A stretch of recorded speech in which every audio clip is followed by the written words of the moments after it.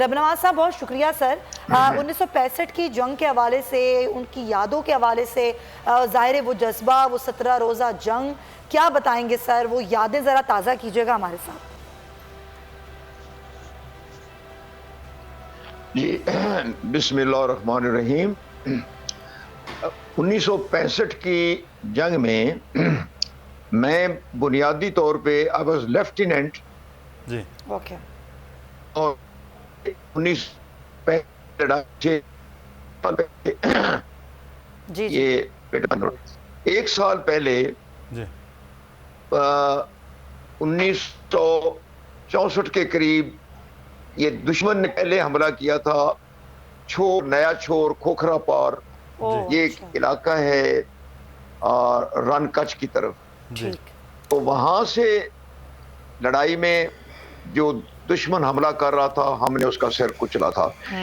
اس کے بعد Indian technically وہ جو انہوں نے حملہ کیا تھا وہ ان کی کوشش تھی کہ وہ پنجاب اور سندھ کو درمیان میں سے کاٹ لے.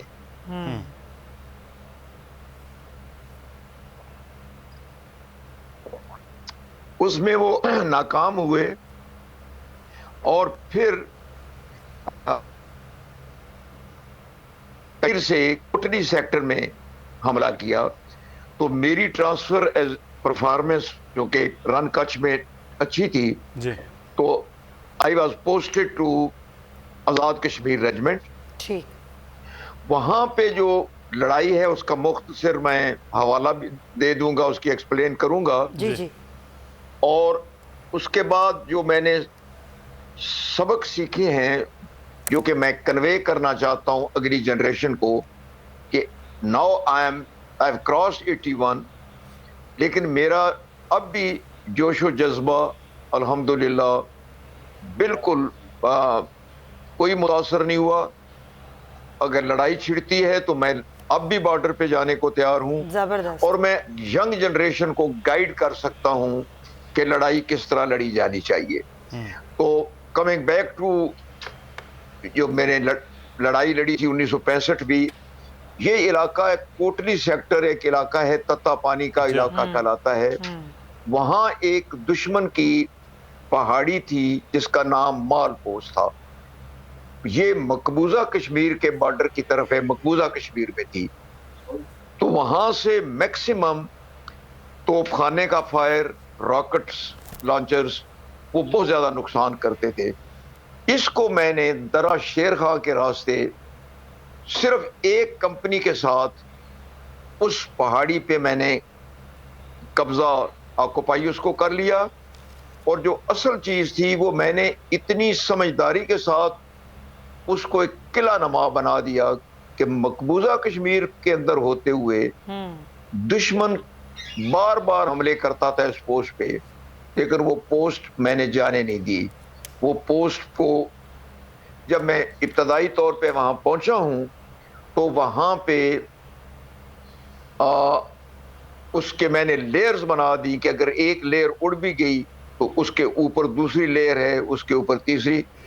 جو اچھی چیز میں بتانا چاہتا ہوں کہ ایک جذبہ وہاں کی لوکل پاپولیشن جو مسلمان تھے مقبوضہ کشمیر میں وہ بھی والنٹیریلی میرے ساتھ آ کے کچھ مل گئے تھے. ان میں راجپوتوں کا قبیلہ تھا، سدن اور منہاس، اور کچھ پٹھانوں کے لوگ جو والنٹیئر وہاں گئے ہوئے تھے وہ بھی میرے ساتھ آ کے مل گئے.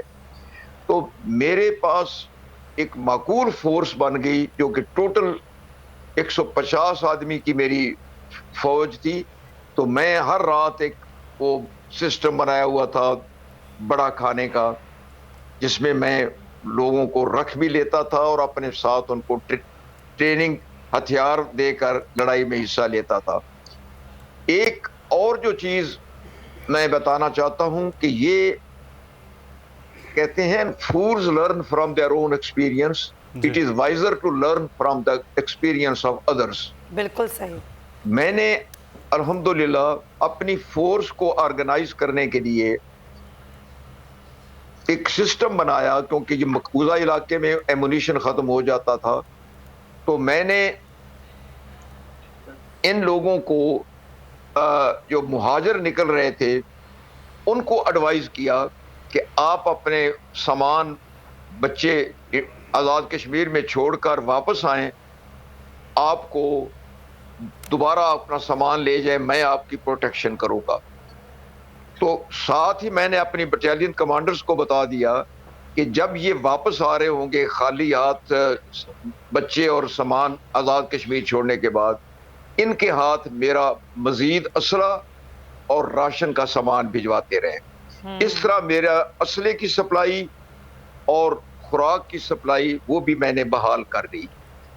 یہ دوسری بات میں بتانا چاہتا ہوں جی کہ میں ٹوٹلی طور پہ پرپیئرڈ تھا کہ اس پوسٹ کو کسی صورت میں خالی نہیں ہونا, اور وہ پوسٹ الحمدللہ سیز فائر ہوتے تک وہ دشمن میرے سے کیپچر نہیں کر سکا.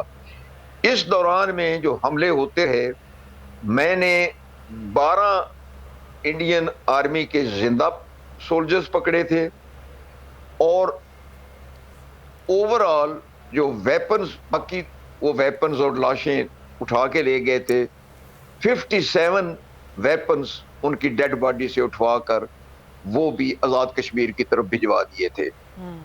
ایک اور بات جو میں بتانا چاہتا ہوں اس لڑائی میں, یہ جو جذبہ اور یہ جو حملہ ہوا جو آپ بات کر رہے ہیں سر, یہ بڑے ایک سے ایک جو ہے وہ واقعہ ہے, ایک سے ایک آپ کے پاس تو یادیں ہیں جو آج شیئر کرتے ہیں. ہم دیگر مہمانوں کو بھی شامل گفتگو کریں گے. ساتھ ہمیں اسامہ غازی صاحب نے جوائن کیا ہے, سینئر اینکر پرسن ہے. محمد اسامہ غازی, آپ کا بہت شکریہ. یوم دفاع پاکستان کی یہ خصوصی آج ٹرانسمیشن ہے دفاع پاکستان میں بول.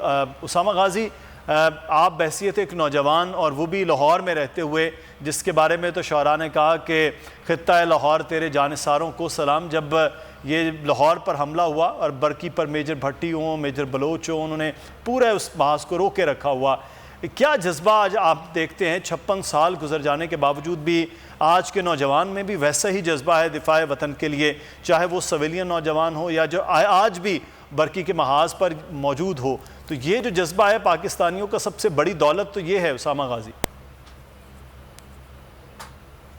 بے شک, کوئی شک نہیں. اور مدثر, جس طرح سے 1965 میں تاریخ رقم کی گئی ہے, جس طرح ہمارے جوانوں نے شجاعت کی, بہادری کی داستانیں رقم کی ہیں, اور اسی وجہ سے وہ دیکھیے کہ ایک مشعل راہ جس طرح سے بن جاتے ہیں, وہ ایک سٹینڈرڈ سیٹ ہو جاتا ہے کہ ان کو دیکھتے ہوئے, جس طرح آپ نے لاہور کی بات کی اور اس کے بعد آج تک وہ جذبہ قائم ہے کہ کس طرح لاہور کا دفاع کیا گیا, جس طرح سے پنجاب کا دفاع کیا گیا, جس طرح پورے پاکستان کا دفاع کیا گیا, اس کی مثال کہیں نہیں ملتی. تمام اداروں نے, آپ دیکھیے کہ آج بھی یہ اسٹڈیز ہوتی ہیں کہ کس طرح سے طاقت میں کم تھے ہم, اسلحے میں کم تھے, تعداد میں کم تھے, لیکن اس کے باوجود اپنے سے کئی گنا بڑے دشمن کا اس طرح سے مقابلہ کرنا کبھی تاریخ میں نہیں ملتا.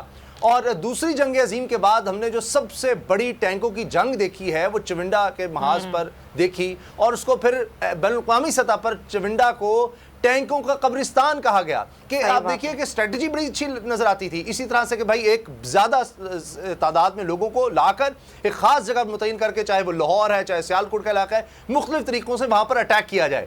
لیکن جس طرح اس اٹیک کو ریپلس کیا گیا ہے, جس طرح شہادتیں دی گئیں, جس طرح جذبے سے لڑا گیا, بہادری سے لڑا گیا, اس کی مثال نہیں ملتی. اور آپ دیکھیے کہ وہ دھاک جو پاکستانی فوج کی, پاکستانی جوانوں کی آج تک بھارت میں بیٹھی ہوئی ہے, ان کے دلوں پر وہ خوف, جیسے عزیز بھٹی شہید ہوں, میجر شبیر شریف شہید ہوں, دیگر ہمارے شہداء ہیں, راشد مناس, جتنے بھی ہمارے شہداء ہیں, لالک جان شہید ہیں, کرنل شیر ہیں, دیگر جنہوں نے آج تک شاطین, نشان حیدر, دیگر بہت سے.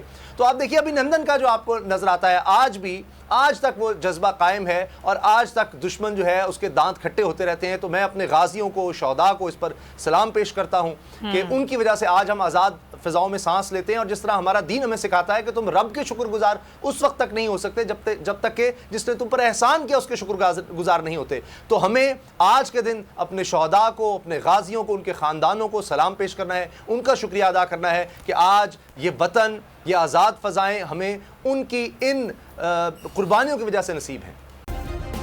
سبسکرائب کریں اور بیل دبائیں تاکہ کوئی خبر رہ نہ جائے.